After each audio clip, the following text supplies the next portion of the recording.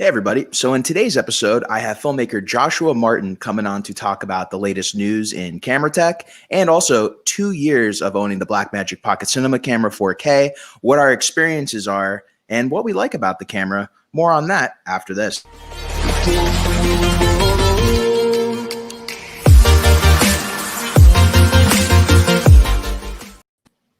Joshua Martin, welcome to the show. How you doing today? I'm doing well. How are you? I'm doing fine. I'm doing fine. Great to have you here. Great to be talking cameras. Great to be talking tech. It's been an interesting week. There's been a lot of releases in the past 2 weeks. Yeah, I mean, it's not over yet. No. I mean, we still have the A7 III coming up, right? Yeah. Wow. So what's your take been on the news that's come out? Because I mean, I think the Blackmagic was a surprise for everybody. I saw an URSA coming, but I didn't know it was going to come like now this week. Yeah. I didn't know what was coming. I heard chatter a few weeks ago that Blackmagic was going to release a new camera.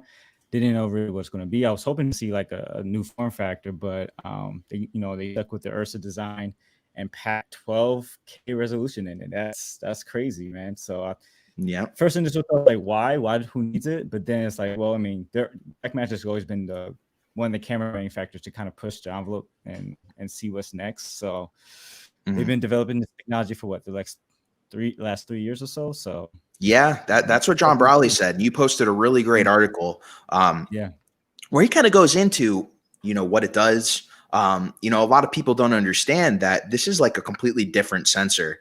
And it's really interesting technology that, again, I've said it before, it isn't necessarily for everybody, but it's something really cool that really pushes the boundary. And it's also innovative. It's going to make a lot of the other camera companies kind of change their strategy, not necessarily for 2020, but maybe the end of 2021, maybe the beginning of 2022. So it's interesting. It's interesting how they went about it, how the Bayer pattern's different. I was chatting with the DIT on one of the films I'm working on, the Star Trek fan film, and he's in love with it. And he's a RED guy. And he is like, did you see the Bayer? Did you see what they're doing with the RGB? And it's like the fact that you can shoot 8K full sensor or 12K full sensor or 4K full sensor. I've never heard of that. And I'm like, yeah, I know. I haven't heard of it either. It's pretty insane. It's pretty insane what they're doing. So it's cool. And I think one of the reasons 12K is possible with this camera is actually B-RAW. Well, I think that's one of the main reasons of how with modern day cards, we can, do that kind of file sizes, because the file sizes, don't get me wrong, they're not going to be small, but they're nowhere near what things would have been. Yeah, they're nowhere near what things would have been in CDNG. You could have done it, with CDNG. Yep, that would be ridiculous, man. You had to carry around 6 terabytes with you. Yeah, so let's the fact that you can there's CFast cards you can use. You can use external SSDs. They have that SSD box that you can put on the back of the 12K. I don't know why you'd use it. Yeah, there you go. I don't necessarily know why you'd use that specifically, unless you wanted everything to be form fit, because there's only just because there's so many options. There's so many SSDs. It's really cool. It's different, and the fact that you could shoot slow-mo 8K, I think it does higher frame rates in 8K than the Monstro does. Yeah, it goes 110 frames a second in 8K. I believe so. As you go down, the scales up. I think is it 240 in 4K? I think it was. It's 120 in 4K if you're shooting full sensor, and then it's 220 if you're shooting at a Super 16 crop in 4K, and that's when you do have to use the crop. Oh, Bing is here. Funny I brought him up. Give me 1 sec. I'm actually bringing the YouTube the Facebook to public so we can see comments. And there we go. That's what I was waiting to do. All right, I'm back. So wow, there's been also a lot of talk of the 12K on the groups, and the groups have been kind of going crazy on Facebook. The groups are all over the place, but holy moly, it's been interesting. Yeah, it's been a lot of mixed emotions, that's for sure. Yeah, and Gerald Undone actually just did a stream, and he's kind of talking about people's very straightforward, concrete thoughts about how this is this. and these guys don't know what they're talking about. And it's kind of like with cameras and the 12K Blackmagic, you know, we were talking before the stream, there's so many different applications, not just, you know, getting the shot as a DP or using it for corporate work or doing action sports or shooting a documentary. There's not just that. There's so many other applications for cameras that not your and my application isn't going to be the same as this guy over there. So it's you can't say in concrete. I think the biggest term on the YouTube videos right now is we don't need 12K. Well, I don't need 12K. You may not need 12K, but this guy who does CGI, like you were saying, Avatar with James Cameron, they may benefit from that. So so with Star Wars, The Mandalorian, they use the virtual set, and I can imagine you want the highest resolution, you know, cameras to capture all that digital screen in the background, and they did phenomenal. I mean, obviously they did a phenomenal job. If you watch The Mandalorian. For the longest, I didn't know that was a virtual screen. I didn't know that was a virtual set. So I didn't either. I didn't even know until I saw the behind the scenes. I'm like, what the heck? So there's so many applications that we just don't really know what this industry is moving forward towards. So you know, we got to sit back, see how it trickles down to the smaller consumers. If you want to stay in that level. It's bigger technology is always going to trickle down to what we need. Look at R5, look at the A7 IIIs, look at obviously Blackmagic now, because before to get 12K and a higher end camera, you're going to spend probably upwards of $30,000, $40,000, $60,000. Yeah, no, absolutely, and that's before you outfit it. That's just body only. You're spending like I think it was like 45 or something like that. But you know, you're spending way more. So the fact that you can get it for 10,000, I saw. Linus Tech Tips did a video, and he is like, I bought 5 of them. And the one dude like, why? Yeah, he bought 5, and they're like, so why did you buy 5? And he's like, well, I look at it like this: Blackmagics are so hard to get that if they're really good, I'm gonna go sell all my Reds and I'm still on top, or I'm gonna sell these Blackmagics and I'm still on top because they'll be really hard to get. I'm like, he's actually got a fair point there if you got the money to do that. I don't, but So on the subject of the 12K, before this becomes an entire show on that camera, you sent me an article, or I saw you post an article on Facebook about John Brawley, who's this amazing DP who's basically done a lot of the test footage for most of the Blackmagic cameras, and he posted some interesting tidbits of information on his post about like the sensor and the RGB patterns. What did you think about the article? To be honest, I haven't finished it, but I just kind of it's a lot. Good points there. It's a lot. Yeah. Well, for me, it's my week's been kind of crazy, so it's like I kind of looked at it at a glance. But one of the things that stuck out to me is that even though this is a Super 35 sensor, it kind of acts like a full frame. So he was talking about how in 12K, 8K, and 4K, since you're shooting the entirety of the sensor, it's essentially for instance, he gave an example of your 18 millimeter lens. You wouldn't necessarily apply a 1.5 crop because of the Super 35 sensor. You would have a 18 mil, like you'll have a true focal length of what you're using. And that's very interesting coming from, you know, because I have a Super 35 Z Cam S6 camera, and that's roughly like a 1.5 crop on open gate, and it starts to crop in as you go on with the different resolutions. But I'm still kind of like, I'm just trying to understand, like, how does that even work on a Super 35 sensor? I'm looking at the article now, and he says it right here. If your 18 mil lens is still looking like an 18 mil lens when you shoot 8K, 12K, 8K, and 4K, and then so it doesn't really crop into that. So that's pretty mind blowing, I thought. Yeah, well, and the one thing I'm thinking when he's saying that is not necessarily that you're going to get like the traditional full frame field of view, but I think it's the fact that you can shoot in 4K and 8K full sensor. You're not doing the crop in on the sensor like you would with the traditional Blackmagics. Yep. It's the same field of view no matter what. It's the resolution change. Because look, like we're going to talk about later on the Pocket. That's one of the things with the Pocket. You shoot lower than its max resolution, and you're cropping in on the camera, on the sensor. That's what's going to happen. And I guess when you're shooting RAW, it made sense because you're shooting pixel for pixel. And that's what's interesting about this technology. You're shooting RAW video, but you're able to shoot 4K RAW video full sensor on a 12K sensor. It's interesting. It's very, very different.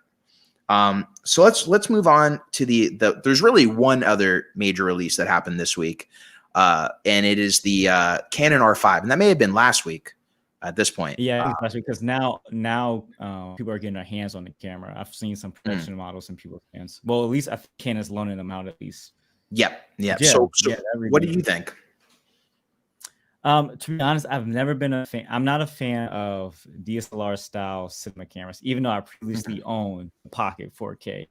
Right. But Canon did do something out of character, I think, allowing 8K full frame, no crop, with high frame rates. That's very un-Canon like in the recent history of like the lower end. High end professional to lower end. The cinema cameras, they're a little bit different, the 500, 300. But the R series, since they released the R previously, is it called the Canon R? That's what the EOS R5. Or are you talking about the first one? The first one, yeah. Yeah, the EOS R. Yeah. Yeah. So that system obviously opened the gate for mirrorless and all their all that they want to do for full frame. So that being said, I think it's interesting about this whole it overheating and stuff. All I've been hearing is chatter. I don't know if it's just from the pre-production model that's happening, or if that's going to be happening with the current models that are going to be released to the public.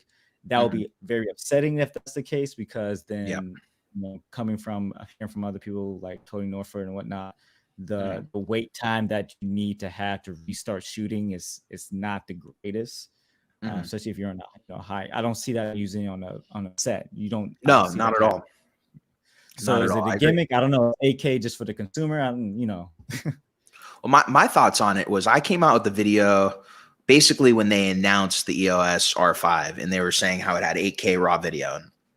I was wrong with my prediction, but my prediction was, guys, this camera is going to be way more expensive than any of you are thinking.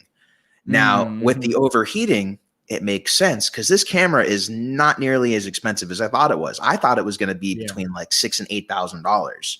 This camera is under $4,000. Now, that they didn't put a crazy fan in it like the Lumix S1H has.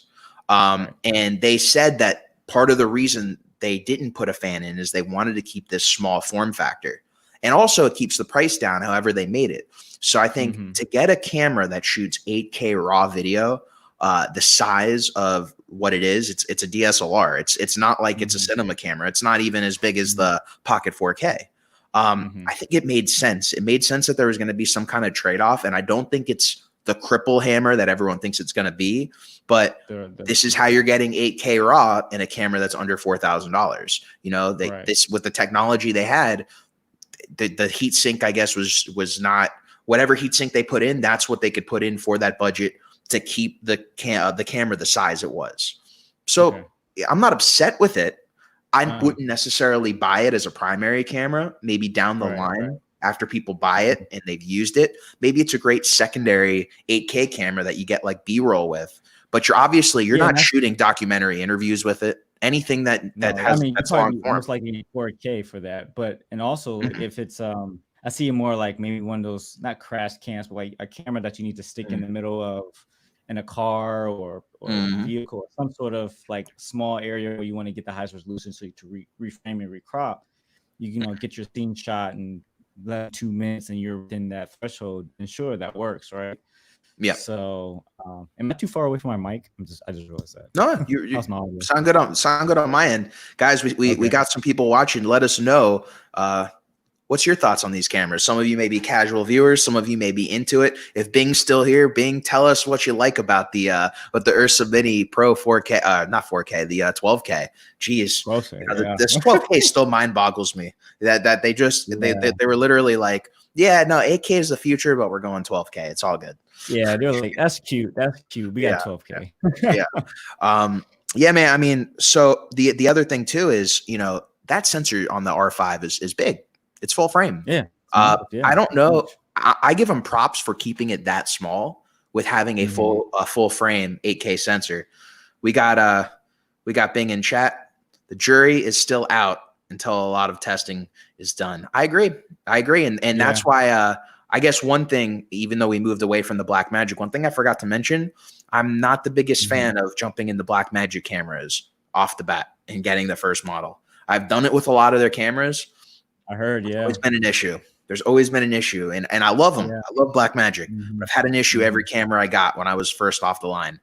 And I would let someone who really wants it that bad to kind of take that plunge and maybe get it 6 months after it's been out. That's just my I waited about 6-7 months before I bought my Pocket last year. Yeah, I had massive issues. We could talk about that when we go to the Pocket, but I had massive issues when I got my Pocket. Right. So, okay. So that's the EOS R. I mean, you've probably seen, if you guys are into cameras, you've probably seen many videos on the EOS R. It overheats, more but it's got some cool come out stuff today. That's for sure. Yeah. Yeah. And I want that. I want non-biased videos to kind of see, you know, whether it lands the punch or not. Because listen, you know, it does 10-bit. It does. I think it does. I don't know if it does 10-bit 4K at 120 frames. It would be interesting to find out. But I know that there is that overheating problem almost on all of the 10-bit modes. Something else that would be interesting is do the 8-bit modes overheat? Because I would almost, if it's 4K 8-bit, I would kind of think that they probably don't overheat. It's probably just 10-bit and above. But I don't know. It's crazy actually that they paired 45 megapixel full frame sensor with this 8K. I mean, I guess that makes sense, but it's a high megapixel sensor too, so that could be because normally in cameras you get a slightly smaller resolution in terms of megapixels, doing with high resolution for video. Sony does that. Zcam does that. Most camera manufacturers kind of do that. So it's interesting that they're packaging this as a photo camera and a video camera because 45 megapixels, that's creeping on like medium format size. Yeah. Well, and it's 8K raw using the full sensor. I mean, how do you do 8K raw when 8K is like 18 megapixels, right? Equivalent, something like that. So if you're shooting 8K raw and it's a 45 megapixel sensor, like I'm not saying you can't do it. You're obviously doing it. How are you doing it? You know, like we know how Blackmagic's doing it. They have the different sensor with the RGB, but how's Canon doing it? And like you said, is that contributing to why it's overheating? Because it's taking this 45 megapixel sensor and not 17:9. So you're cutting a little bit on the top and the bottom, but still the majority of the sensor is being used. Be interesting to find out. And I, like you said, we'll find out more as more people get it in their hands. Right. And they got image stabilization. They jam-packed this thing. They had the 5-axis image stabilization and body stabilization as well. Yeah, and the IBIS, that was a great thing that they added to the camera. But I'm trying to think of any other interesting features. They got the 4K 120. Weird that I guess they didn't do 6K. Because if you're trying to downsample, I didn't see it as an option. I did not see it as an option. 8K and 4K. I don't see 6K. Did they put the dual autofocus in here? They did. Yeah, they did. That was and it's in the 8K mode apparently. Yes, it is. Yeah. Wow. Which that's pretty cool because, and I'll get to it when I go on the Komodo chat, but that's the big thing with Canon. Their dual pixel autofocus is so great. It's really great. Yeah. It definitely helps. You know, would you use it in a feature film? Nah, probably not. But would you use it like if you're doing a run and gun doc or shooting a live event? Yeah, definitely. Yeah. So let's see. We got some comments here. We got Josh Ben Bernales, not surprised, excited for the R5, more for the Sony. I don't use either for video, but it's a nice hybrid for weddings would be sweet. And I think that's a great segue to talk about the last camera that's about to be released, which we spoke a little bit about yesterday, the Sony A7S III. A lot of speculation out right now on that camera, especially with a release date actually put out there. And you brought up a good point.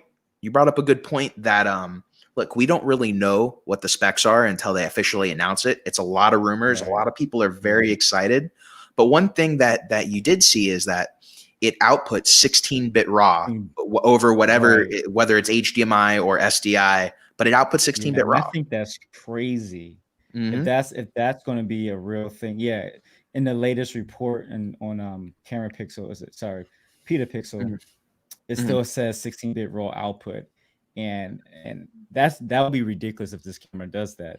And claiming no heating, no overheating as well. Yeah, well, they it would did make sense externally. Right. And then they're going with only 4K raw over HDMI, which I don't know. We talked about this. We don't know if it's going to be through like Atomos recorder or some other capturing, raw capturing. So yeah, and I guess so to expand on it, we were looking at, you have ProRes RAW, which captures 16-bit, but there's not nearly the type of customization that you have in RED code or BRAW. So you get that 16-bit, but you don't have the customization. Then bring BRAW into the equation, and if it can shoot BRAW maxes out at 12-bit. So you can have that customization like ISO, white balance, whatever. And actually, I think ProRes RAW you can do white balance. You just can't do the ISO. So you have the ISO, but you're only at 12-bit, and you're taking an 16-bit signal. Be interesting if you can do both. I guess at that point you can choose which one you want. My guess is it's probably going to be ProRes RAW, because that's in a more open format. You can use it in Final Cut, and I think you can use it in Premiere now. I think they just added an update a bit ago. ProRes RAW? Yeah, you can add it. You can do it in Premiere. It's funny. I there was some test footage on the Zcam Facebook group, and I just grabbed some to test out. I graded a little bit. It was very interesting. I never graded an HLG before, because that's the gamut I used, the color space I used. And yeah, if at first it felt very limiting, and it felt like it was a little too aggressive to make the fine finesses that I was used to making in DaVinci, because I was using Final Cut Pro because you have to use Final Cut Pro or Premiere.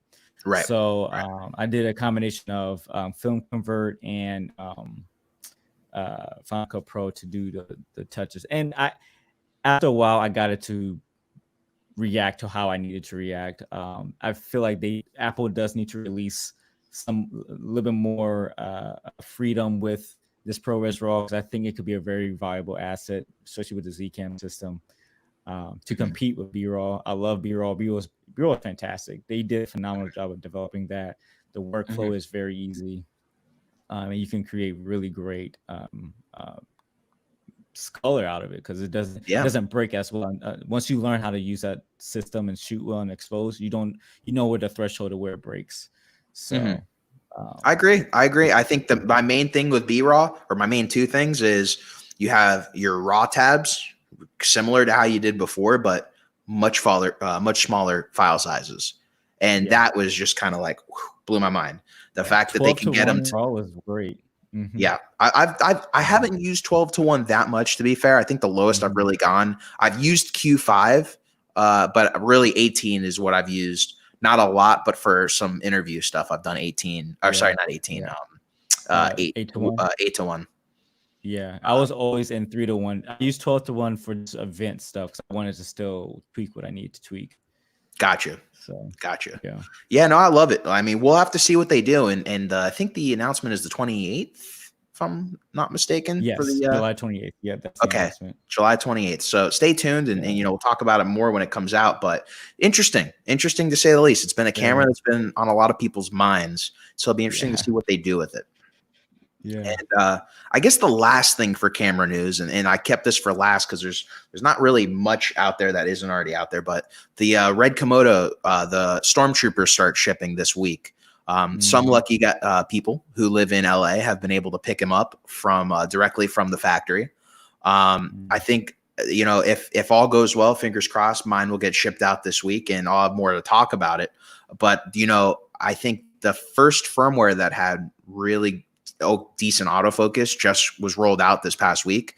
So it's interesting to see this camera and how it, unfolds, because there's been some footage that we've seen. There hasn't really been a lot.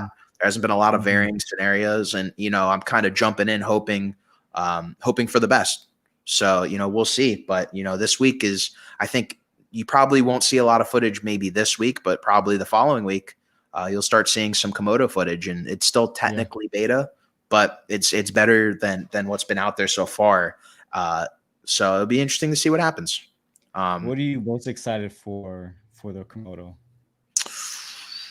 I think the main thing for me is, and it's not going to be quite ready when I get it, but it's going to be the autofocus. And a lot of people are going to be like, "Oh, autofocus! How dare, that's blasphemy!" And it's like, no, like, listen, I don't plan on using the autofocus when I'm shooting features or even indie features. But like I said earlier, if I want to go shoot a music video, I want to go shoot an event, and they're like, "Hey, we want you to bring the RED out." Well, I can bring the RED out, and I can put it on a gimbal, and the autofocus should be good enough to where, I don't really have to I don't have to pull the focus. I don't have to have a first AC pull focus. We're in COVID times right now to where you need to limit the amount of people that are on set. And sometimes for certain situations, depending on how good this autofocus ends up being, you could potentially not have to have a first AC for some of your shots, depending on the complexity and how well it ends up being. And for a lot of documentary stuff, I'll still have a first AC. But for that documentary work, I could potentially have this thing on a slider and not have to have a first AC. And that, smaller crews right now, I think they were kind of looked down upon before because they're like, oh, we want to get the best look possible. And that's not just about camera. That's about having all of the crew in the right spots. And now it's kind of like, yeah, we want the best look possible, but like, you and you don't need to be here. You producer, you can do this over the phone virtually. You don't need to be here either. And it's kind of like now it's becoming a plus. And so autofocus, weirdly enough, could potentially be a plus, just like on the Canon camera. That's a great point. Yeah, because now I know a lot of things we've downscaled too. We're down to probably when it comes to like Notre Dame stuff, we are a crew of 3, but we rarely work on projects together. Everybody's individual packages now. So that's very true. We have Josh in the chat, by the way, real quick. He's saying, do we have any idea when the Komodo is available to the general public? Now, because things went south in LA, Jared's made some posts basically. Originally, he made a comment saying potentially later this year, maybe September-ish, but things are going south in LA. And one of the things that I applaud them for is I think there was like 100 of us on that stormtrooper list. And I think what they ended up doing was because they saw things went south, it looks like they just went and they made all the cameras instead of like making them batches at a time. And I think that's why, it looked that way. I saw pictures. Yeah. I mean, they went radio silent for a few weeks, people, and me included, were kind of like, hey, we got a confirmation that we're getting the camera, but we haven't heard anything. And then Jared came out and made a post and he showed all those pictures and he's like, look, if you got this confirmation from this guy Clark, who's I guess their VIP sales guy, you're in. You're getting the stormtrooper. There's a lot going on, and you could see by the amount of stormtroopers they made. I think this was probably the biggest batch that they've made of stormtroopers, probably for any camera they've done. And this is just for the people that have ordered it. They're still going to have to do some for retailers, I believe. I don't know that as a fact, but when I was speaking to a few people that I've met through the Komodo group, which is an amazing group, that's what they said. They said that there's still some to be made, but they're trying to knock these out before a potential lockdown happens in LA again. So that's kind of where we're at. We don't know when it's going to be released. Hopefully it gets released, before the holidays this year. Hopefully well before the holidays, but they're a little bit more community based at RED than some of the bigger factories, which they're not based in LA. A lot of the bigger factories, they're like China, Taiwan, Japan, Korea. There's a lot of different countries that like where Canon is making their cameras, for instance. So we'll see. The real question is we don't know. Hopefully soon, and hopefully this time of all of us having this camera in this beta release makes it almost easier for them to come out with the camera and come out with it swinging and be like, all those things that we said may get released at a different date. Well, because all these people were testing out the camera and took the leap and made the jump, we now can do this when the camera comes out. So we'll see. The autofocus looks promising. I saw Philip Grossman's test he did, and it looked pretty decent for what I would use it for. I wouldn't trust it necessarily for shooting wakeboarding right now, because I think that's probably way too much motion. But for shooting a documentary interview, it looked pretty solid from what I saw. So we'll have to see. So it comes with an integrated RF mount. So are you going to be switching out lenses, or when I get the camera right now, even though it comes with an integrated RF mount, it's only working with EF unless your RF lens is completely manual. So they're actually even including the RF to EF adapter for this round of Stormtroopers, because it's kind of like you have to use EF. You don't have a choice. So right now, it's going to be all my EF glass. The good news is I've been using EF glass for years. That's what I use primarily on the Pocket. That's what I've used on all my cameras before through speed boosters, essentially. So I'm good on that end. It's going to be all EF glass. And yeah, you know, some of the stuff's manual, some of it is some of it's electronic, like the Sigma 18-35 and Canon 70-200.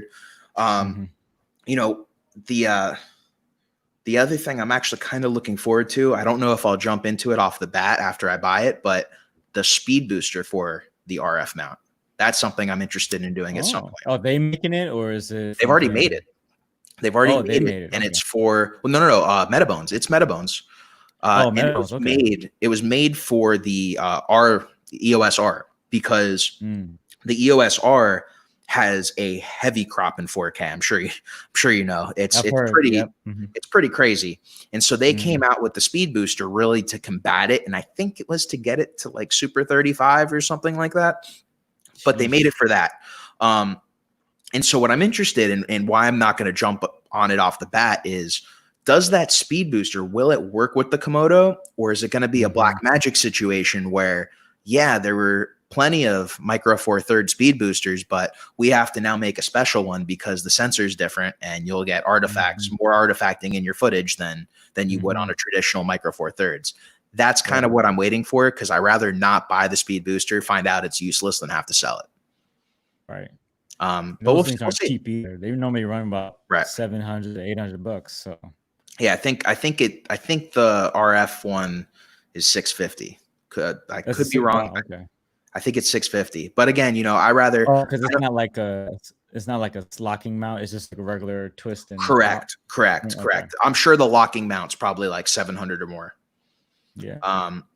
So we'll see. I know Phil Holland, he has actually a Komodo right now. He's got one of the first ones. He has a speed booster. So it would be great to find out his thoughts on how it works. So yeah, I mean, that's pretty much where the Komodo's at. You know, I'll of course be doing videos here on the channel. You know, I can't wait to see, man.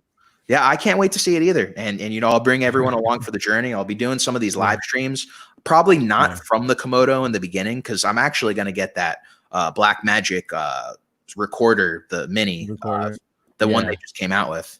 Yeah, and they lowered the price with that too. Man, I hope that. Yeah, I should pick one up. Like I said before, I should pick one up. Yeah, it's a pretty good price. I think it was like $110.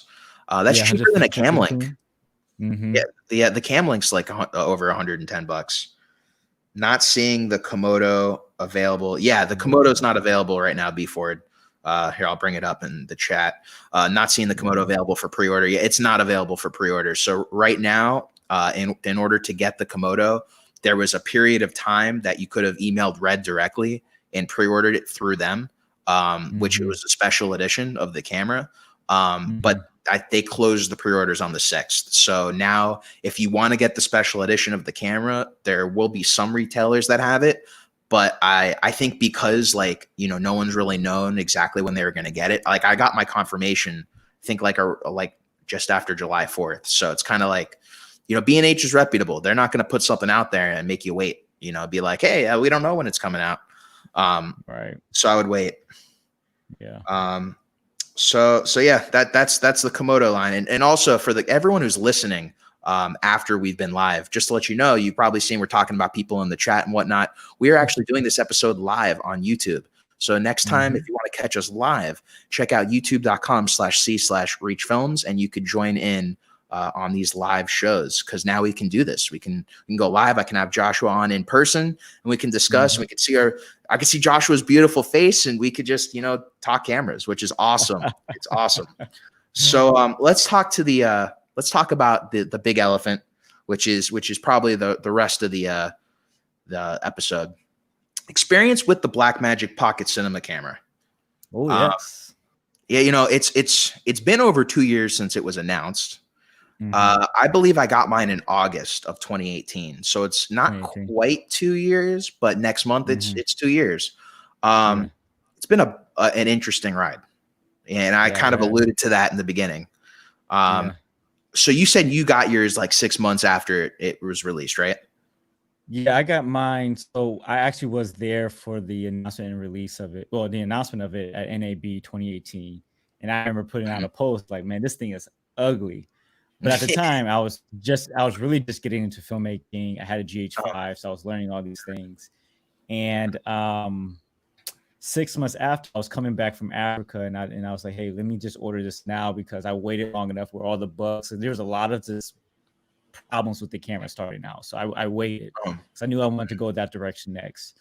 Got mine in June of last year, and then I actually just sold it recently. But I actually had a really good experience with it for the most part. I mean, I could keep going if you want me to. No, tell me. I'll you go. Yeah. The major thing that I loved about the camera was the introduction of B-roll. Like that changed my whole workflow of understanding color science and color grading, that whole ecosystem, right? Because DaVinci Resolve was the real selling point. It was given to you once you purchased the camera. So I just completely committed to that whole system, and doing so just opened up a whole new world of post-processing and filmmaking. So the color, the understanding B-roll on the Micro Four Thirds system was really just a joy of making that camera work for me. I used it for many projects. I used it for music videos. I was like a short poetic film with it. I was not one of the first, but I threw anamorphic glass on it, even though it didn't have the anamorphic settings at the time. Right. And I remember people were like, what are you doing? Yeah. So what are you doing? There's nothing for anamorphic. I had anamorphic Micro Four Thirds lenses. I'm like, heck, let me just do this anyway. So I did that, made a whole video about that process. I had a super wide 2:6:6 aspect ratio, and I loved it. Wow. Yeah, I was using 2x lenses. So on a 16:9 field of view sensor, right? Even though it was 4:3, but and then that really got me started to do all these types of rigs and kitting it out and figure out the best way to use it on a shoot and from everyone's experience, you kind of have to rig this thing.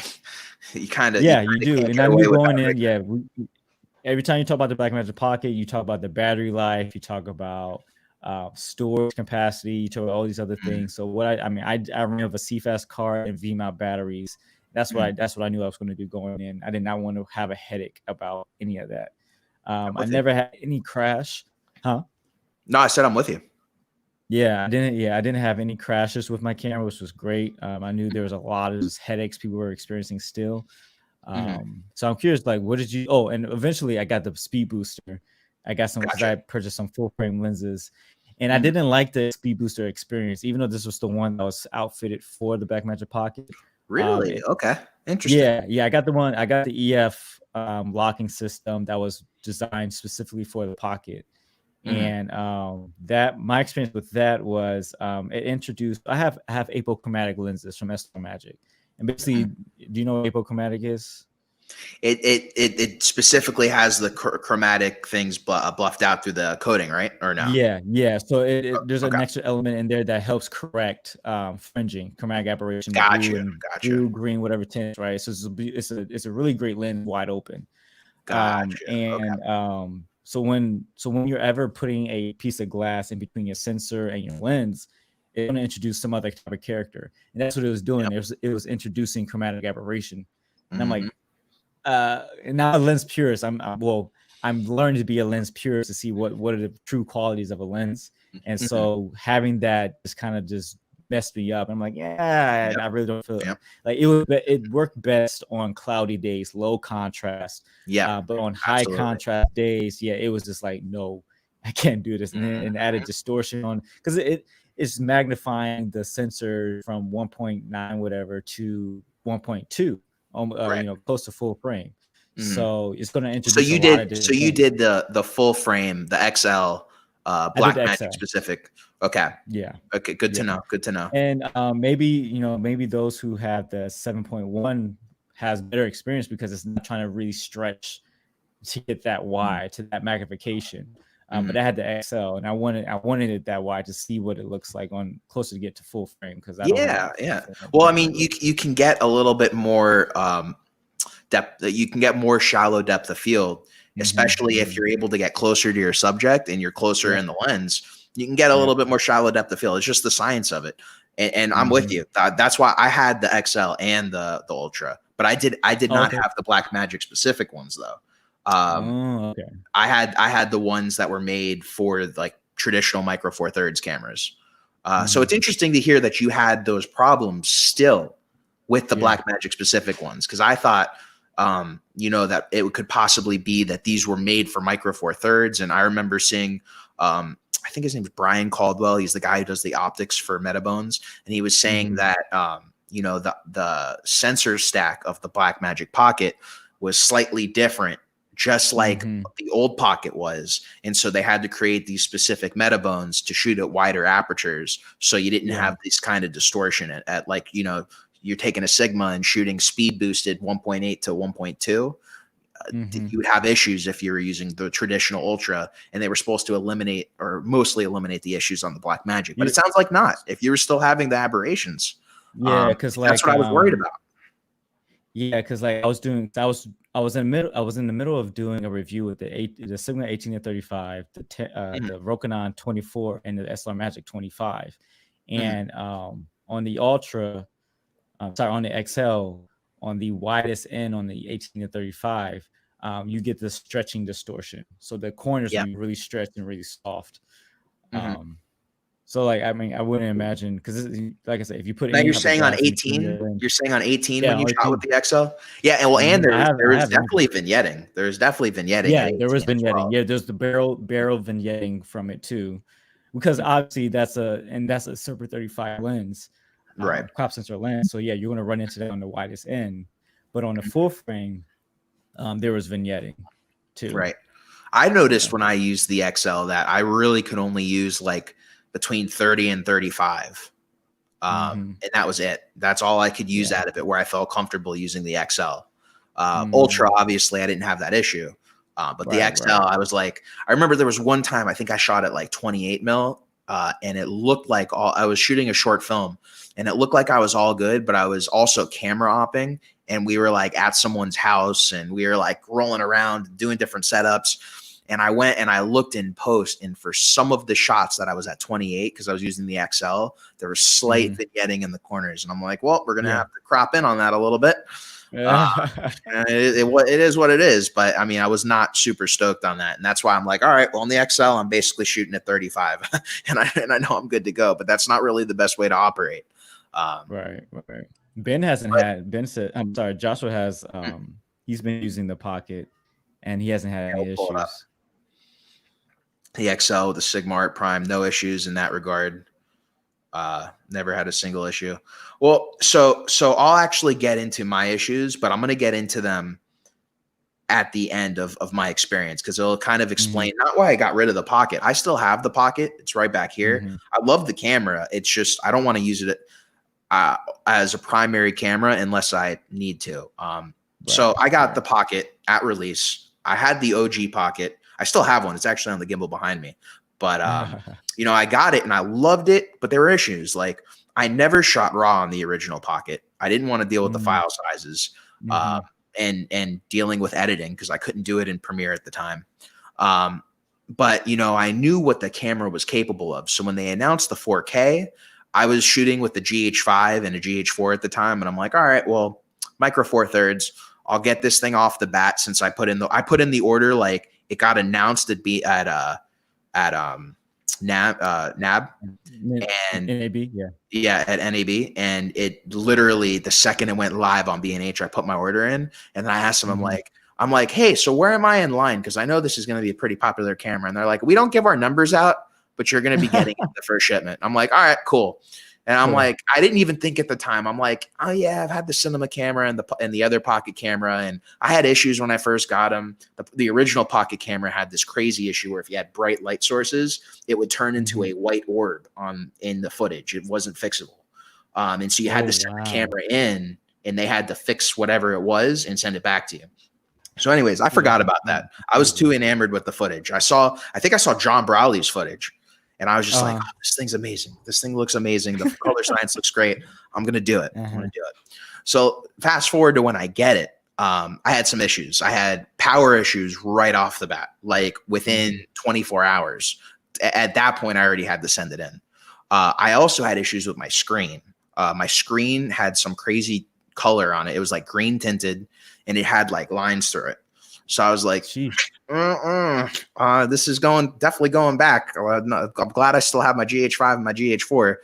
Now, the Blackmagic's credit, they took care of it. I got it back, or I think like a week later, maybe like 8 days later, and they got it back, and it's the same camera I have now.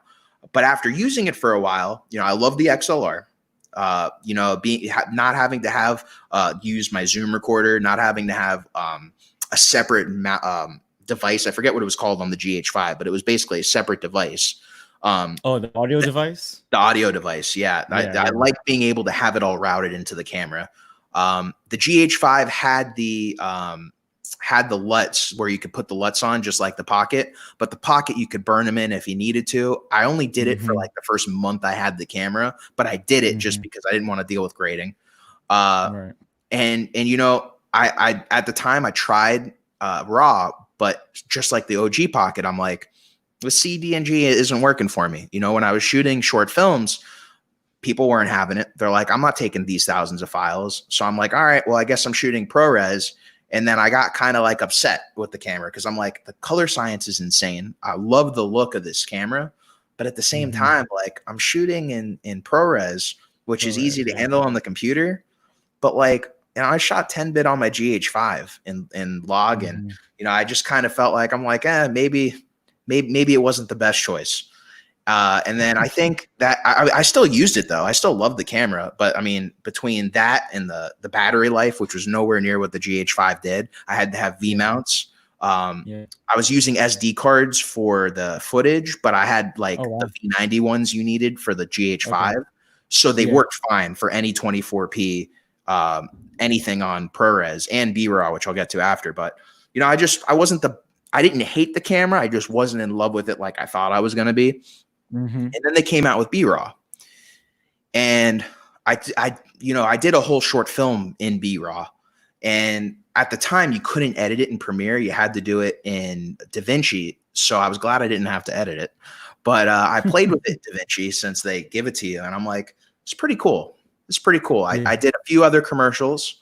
I still shot those commercials in ProRes because I had to edit them. And at the time, again, you couldn't edit in Premiere with the B-RAW. Let me rephrase. You could, but you had to get a plugin that was not made by Blackmagic or Premiere. I wasn't really willing to mess with that. I remember that. Yeah. So, and then they released the plugin. They released the official plugin from Blackmagic. And I think this is like almost a year after the camera's been out. And I basically just been shooting ProRes for a while. Oh, wow. And I was just kind of like, all right, let's mess with this. And so I went and that's when I started editing the short film together that I shot B-RAW that I didn't have to edit. And I'm like, wow, this is insane. Like, first of all, the file sizes, the amount of customization I have, it changed it for me. And then from then on, everything I do is B-RAW. Every commercial I shoot is B-RAW. Like, no matter what, even if it's like something that's not really important, I shoot it. If it's not important, I shoot 12:1. Yeah. That was kind of what opened my eyes. Cause with Reds, when we rented them, we shot RAW, of course, but it was a little bit easier. It wasn't thousands of files. Like, it wasn't a file per frame. So it was a little bit more manageable, but with B-RAW, it got back to that simplicity. And I'm just like, I love it. I didn't want to go back. And then the fact too, when they did the next release of B-RAW, where they had it to where if you're using a monitoring LUT, it would not bake the LUT into your footage, but it would bake like the cube file. Yeah. So that your editor could then view that. Yeah. Yep. That was huge. That feature a lot, actually.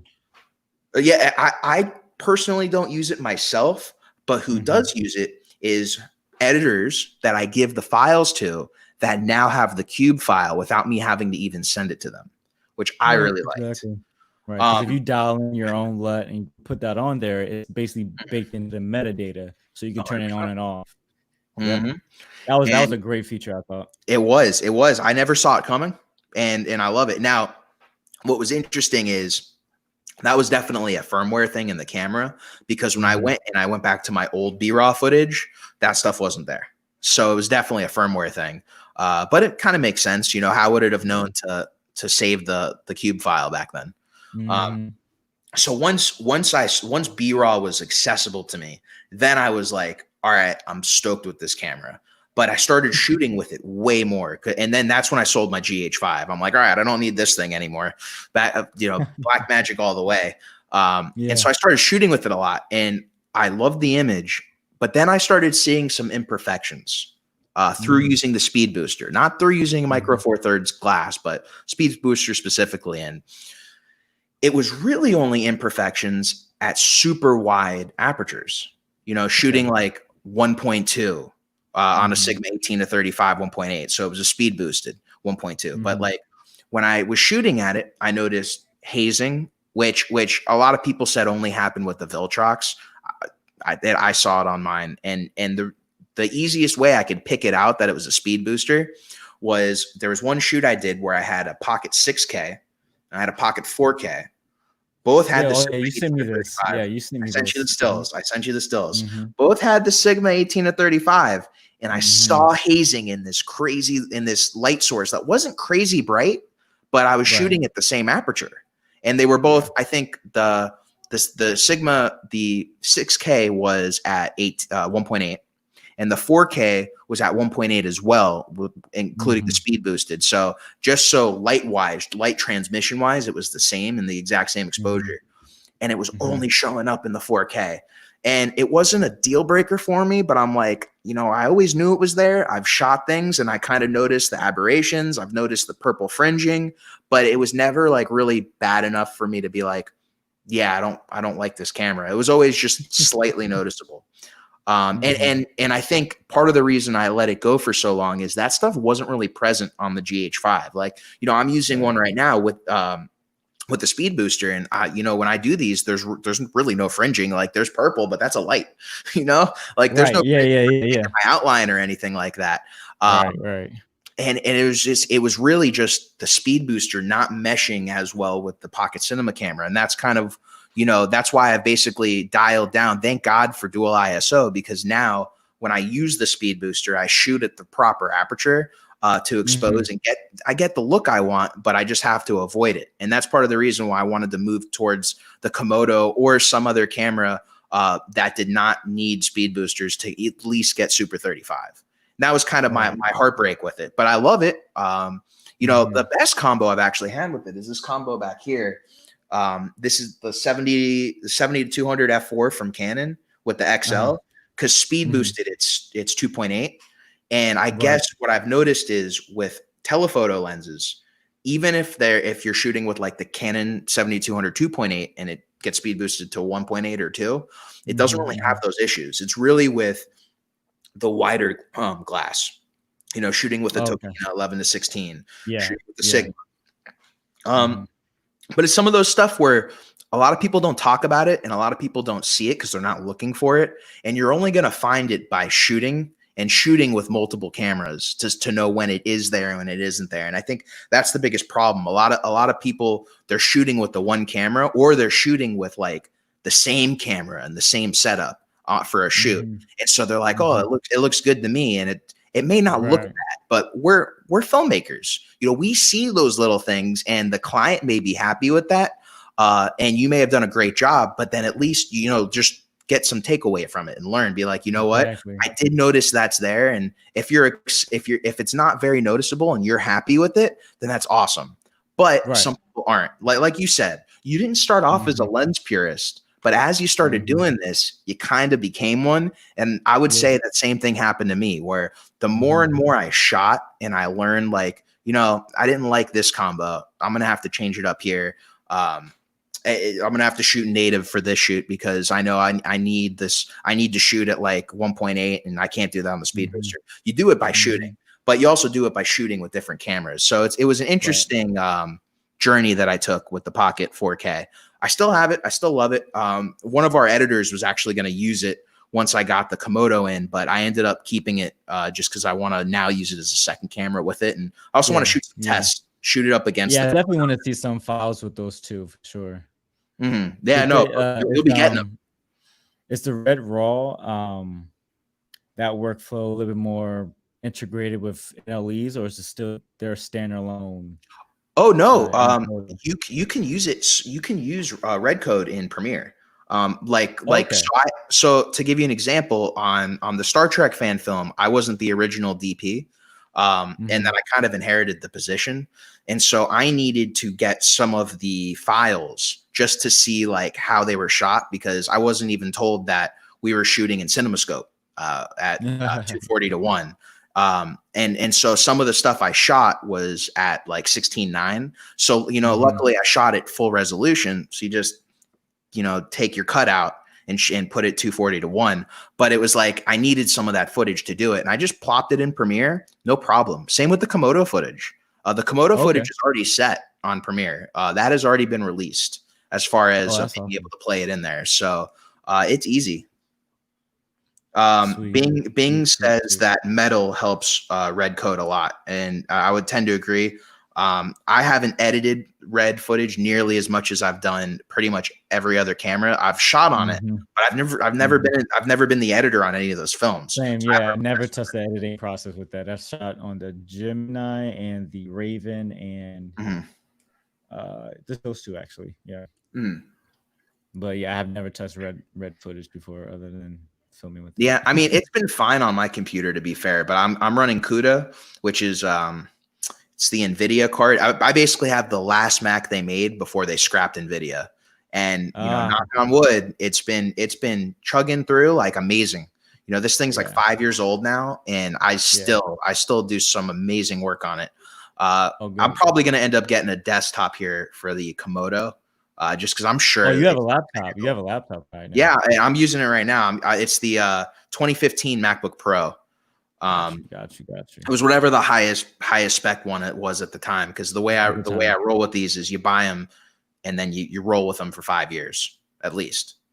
The Apples, but yeah. Well, dude, we've already hit an hour. Can you believe that? Well, that happened fast. I know, right? We I see the runtime through this. Yeah, I can't believe it. Because it's pretty good, actually. Yeah. Bing's telling me I should build a Threadripper PC, and yeah, you never know. I think the only reason I was thinking about going Apple is just because we have credit card points, and they you can I have enough to get a Mac, so I was like, I wouldn't have to pay for it. So yeah, that's the only reason. True. Otherwise, I would totally be PC.